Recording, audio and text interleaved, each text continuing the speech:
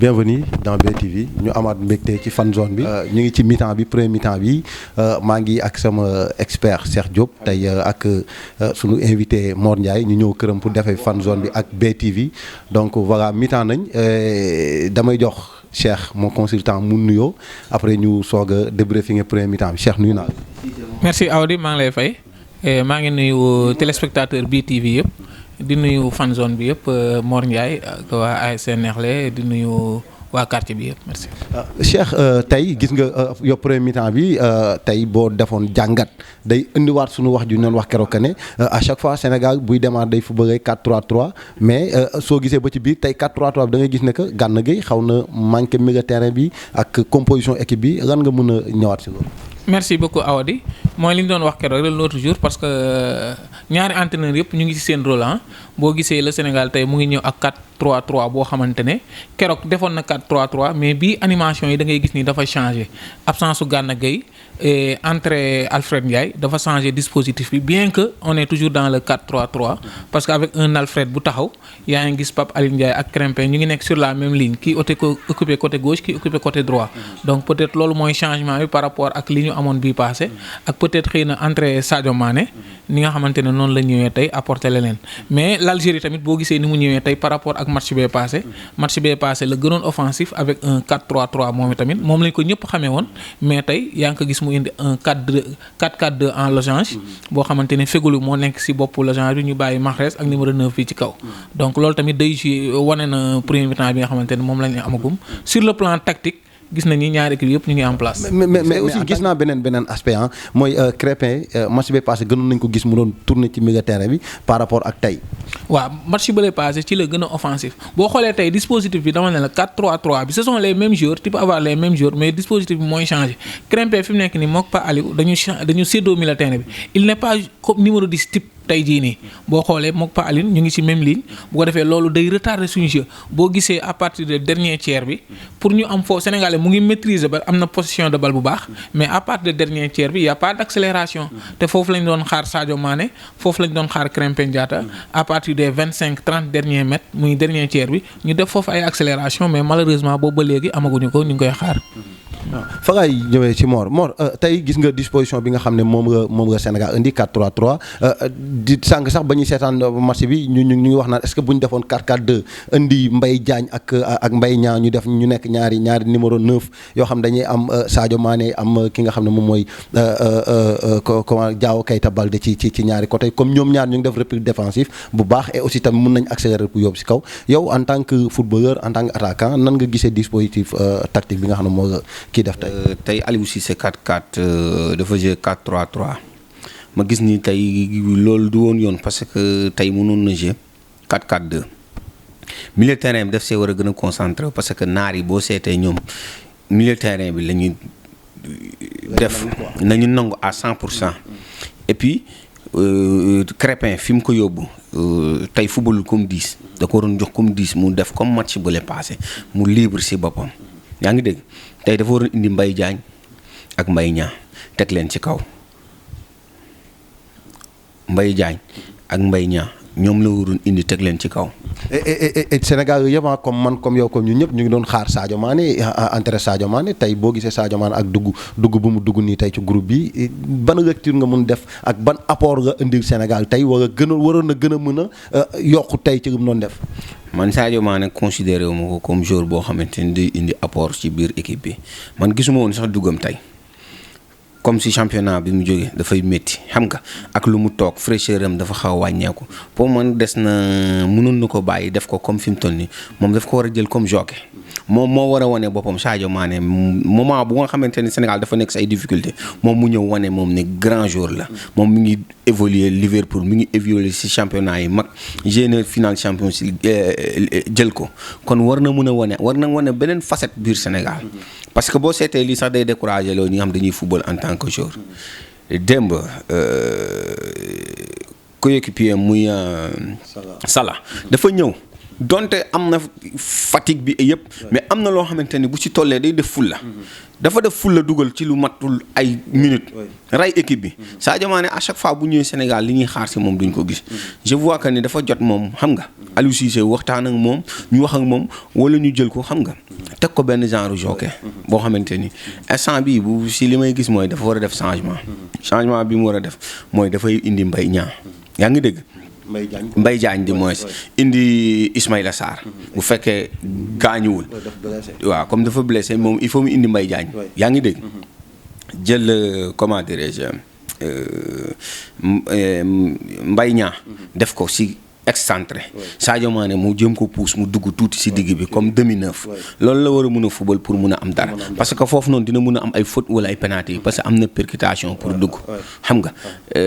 Crépin ñu bàyyi ko mu nekk mu libre jouer libre su libre rek dina jouer loo équipe bi. oui Cheikh ñu gis match bay passé ñun ñëpp ñu ngi doon wax ci Mbaye Diagne mu ngi raté et tout mais boobu mu ngi ko doon am tey ñu ngi football mais amul occasion sax pour mën a créer dara. waaw boo xoolee loolu li ko waral li ci ëpp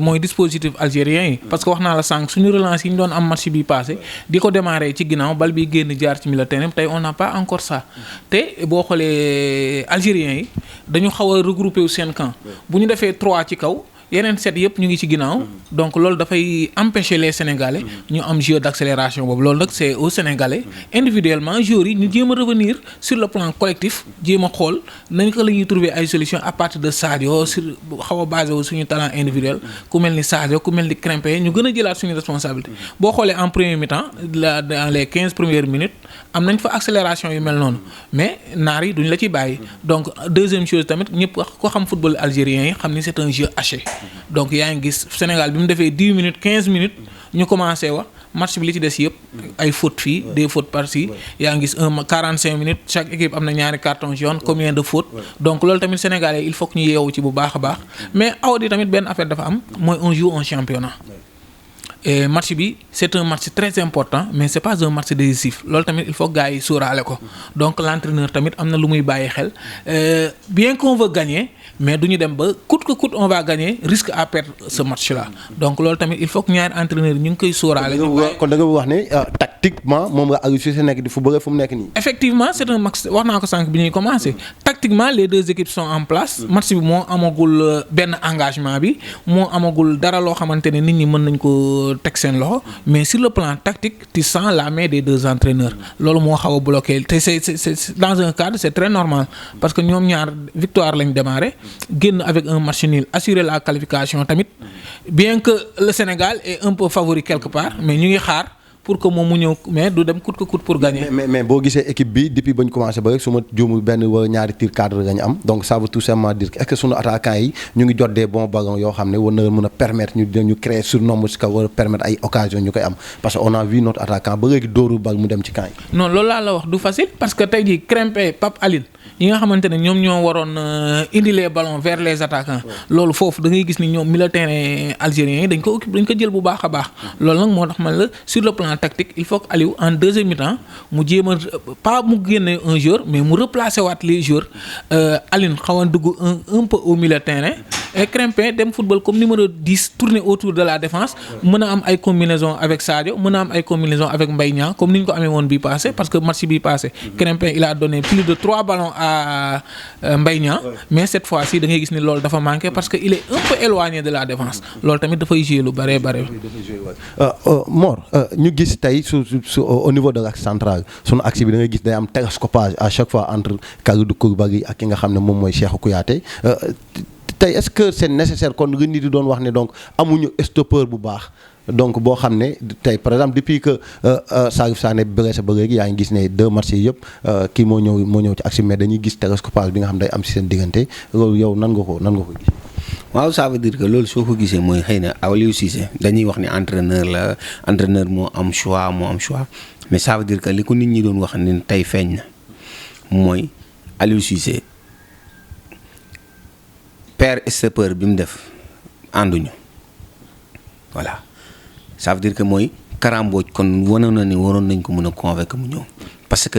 booy sóor da ngay sóor lépp am na ñum yóbbu ñoo xamante ni leer na leen ba keroog compétition bi du jeex duñu mës a football mais comme lu cas bu mel nii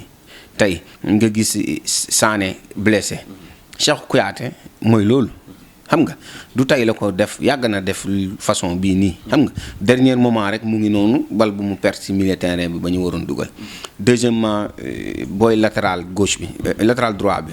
Wagué dafa yabaate football yooyu muy football fii du Barcelone tubaab yi naar yi duñ la may loolu da ngay football simple jeu simple xam nga jeu mais naar yi affaire tricherie wala yooyu et puis ñoom dañuy gis ni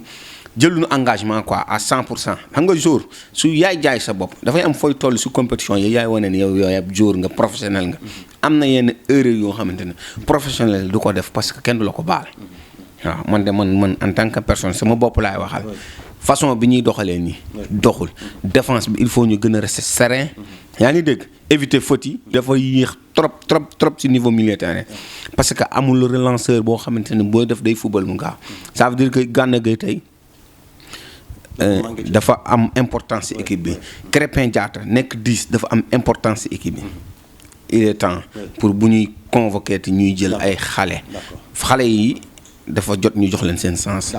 D'accord on me fait signe que deuxième mi-temps bi mu ngi démarrer Cheikh rapidement deuxième mi-temps bi nga Aliou war a mën a changer. bon en deuxième mi-temps il faut sénégalais yi avant Aliou mais il faut que équipe bi ñu gën a bàyyi xel naar yi bañ a tombé seen jeu boobu le jeu haché le jeu bi nga xamante ne daf leen di permettre ñoom minute bu nekk ñu mën a bett suñu défense. donc il faudra comme ni ko Mor waxee léegi défense bi gën a concentré une défense plus lucide et parce que erreur yi Cheikh Kouyaté def sànq déjà des erreurs de placement des pertes de balle de même que Wagué il faut que yooyu yaakaar naa avec le jeu algérien là bu ñu koy répéter en deuxième mi-temps ça risque de nous coûter un peu cher donc à la défense il faut que ñu gën a concentrer waat au niveau du milieu terrain wax naa ko sànq mu jéem a xoolaat taxawaay bi pas ay rentrée doom sax mais d'ici 20 dernières premières minutes yi je crois que Sénégal bu accéléré avec un Sadio boo xamante nag ba léegi fi ñu ko doon xaaree gisaguñ ko donc il va falloir moom tamit mu gën a yokk. mais Sadio est-ce que charge bi diisu ci moom. non Sadio c'est un professionnel. wane na ni tey jii nii avec la coupe d'Europe Ligue des champions bi. wane na ni tey jii c'est un joueur boo xamante ne dafay dépasser ay pression. da yooyu match yi yeggul foofu ci moom donc li si des nag moom li nit ñi di wax ni Sadio bu ñëwee Sénégal léegi c'est à lui de prouver que ni mën na boot équipe bi te mën na yóbbu équipe bi fu sore. ok merci ñu dem Égypte seetaan deuxième mi-temps bi après suñ ñëwee ak sama expert yi ñu tojandoo ensemble donc fin du match bi à tout à l'heure.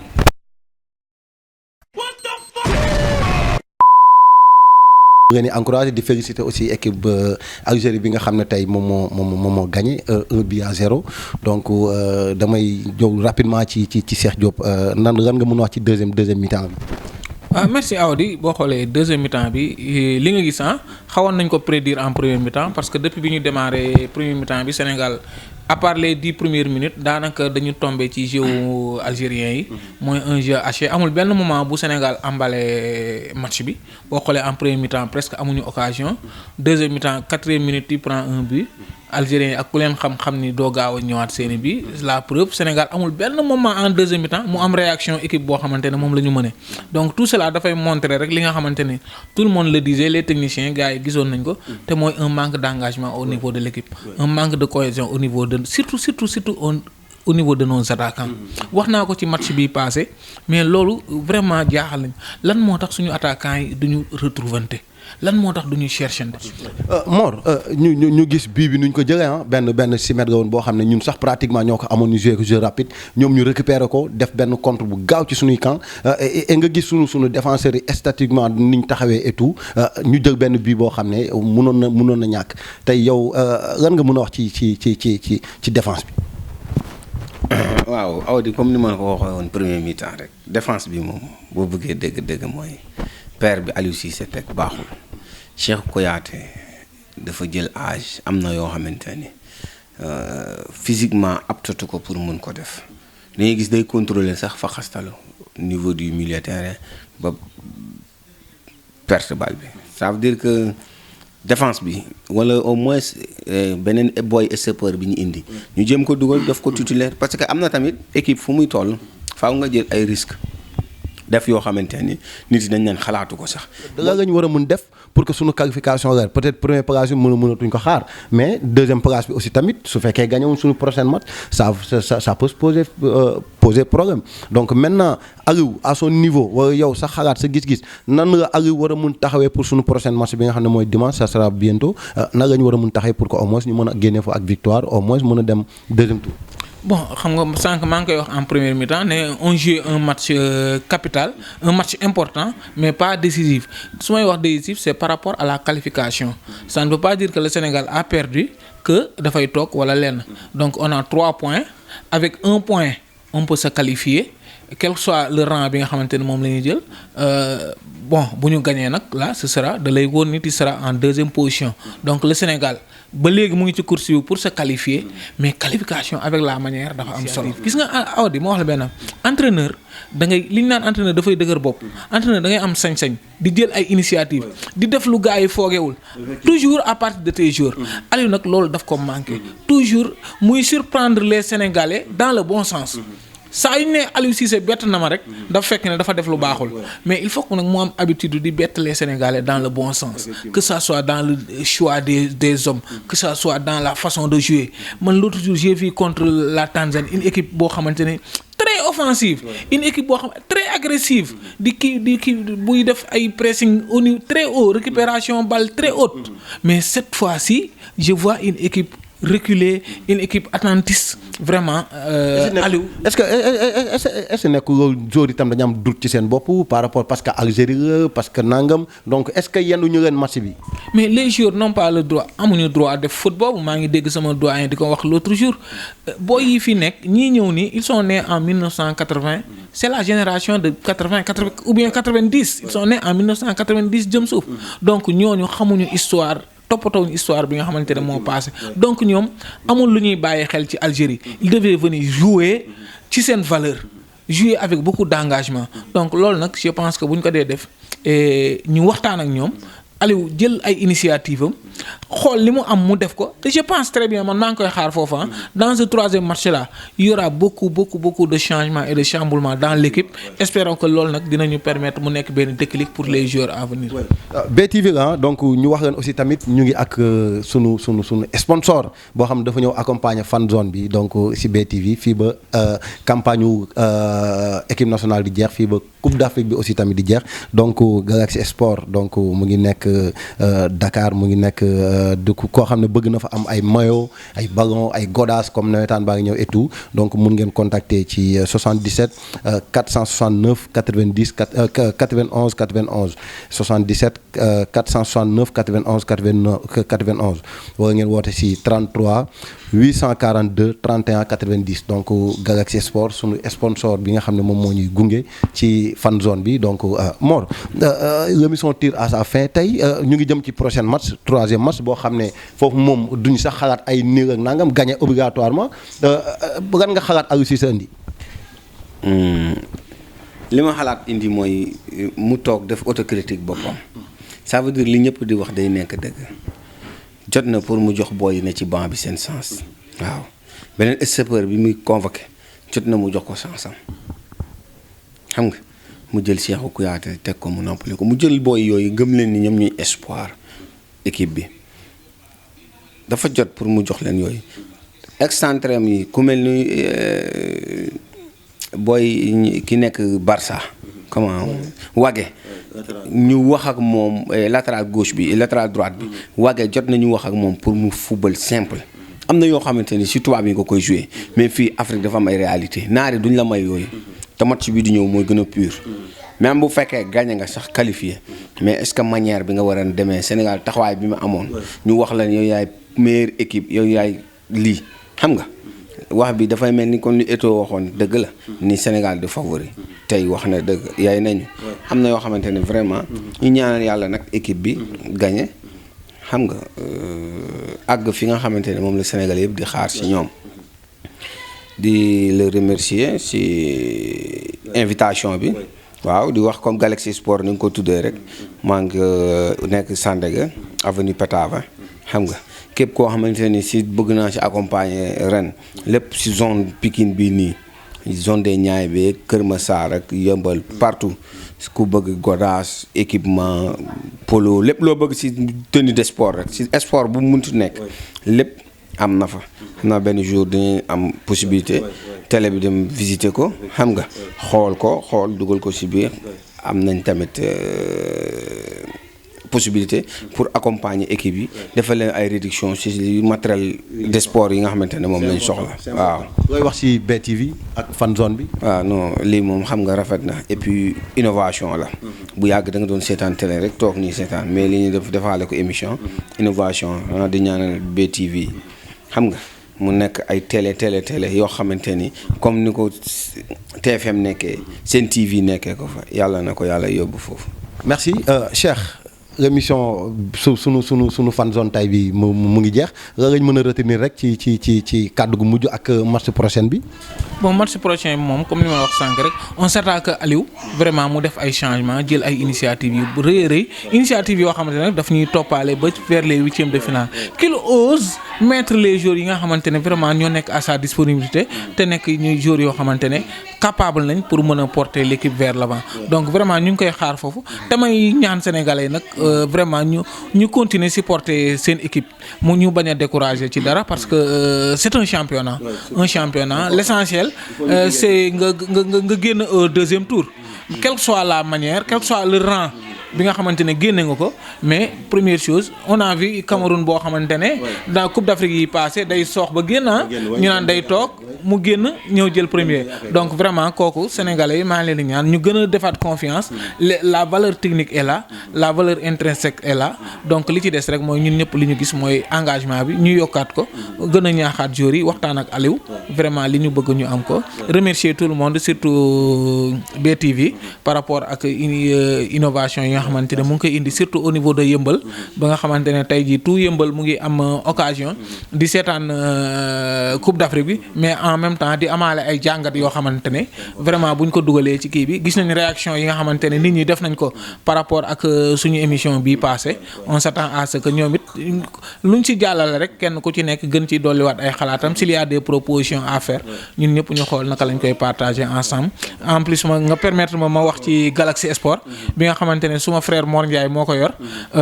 en tout cas au niveau du département de Pikine cette année-ci on a l'initiative de faire travail avec toutes les équipes du mouvement navétane vraiment ASC yi fi nekk yëpp bëgg nañ Galaxy yegg ci ñoom ñu wàññil leen li nga xamante ne mooy produit yi tout ce qui est produit sportif am na fa article yëpp ñu ngi foofu dinañ ñëw ba ci ASC yi wàcc ci ñoom waxtaan ak ñoom pour que ñu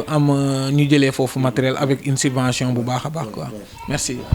merci beaucoup l'expert Cheikh Diop moom laay àndal ci Coupe d'Afrique bi ba mu jeex incha allah rabbi donc ñu ngi ñaan yàlla aussi tamit Sénégal final bi bu ñuy def fan zone bi nar ko defee ci fu yaatu foo xam ne dañuy invité tout le monde invité tout Yeumbeul ñu ñëw toog ñu def fan zone bi ensemble ak ñoom donc ñu ngi xaar yeneen sponsor yeneen ñoo xam ne mun nañ accompagner BTV ci fan zone bi nga xam ne moom lañ nekk di def tey suñu frère Mor invité woon fan zone bi këram en même temps nekk suñu sponsor ak Galaxy Sport bi di ñaan bépp sportif ku bëgg goraas bu baax ballon bu baax ay pro ay maillot blouson et tout donc mun nga jege Mor nga contacter ko ci numéro yi noonu ñuy def muy jàll ci suuf donc di ngeen am lu ngeen fa gën a Cheikh maa ngi remercier bu baax a baax di remercier suma invité tey Mor moom moo ma invité après ma invité ko quoi Mor di ko jaajëf bu baax a baax tey ci gis nañ nekk na technicien en tant que footballeur aussi tamit décortiquer nañu premier mi-temps bi ak deuxième mi-temps et j'espère que vous aussi vous avez aimé donc BTV c'est pour vous BTV sunu télé c'est pour tout le monde képp koo xam ne bëgg nga fësal wala bëgg nga def dara contactez-nous donc on vient faire ça avec vous donc merci beaucoup di jaajëfal Amadou Ba moo nekk ci cadrage bi Seydou Ba dina nekk ci montage bi Awa di la woon jàmm ak jàmm prochainement fan zone ci beneen kër ak ñeneen merci beaucoup au revoir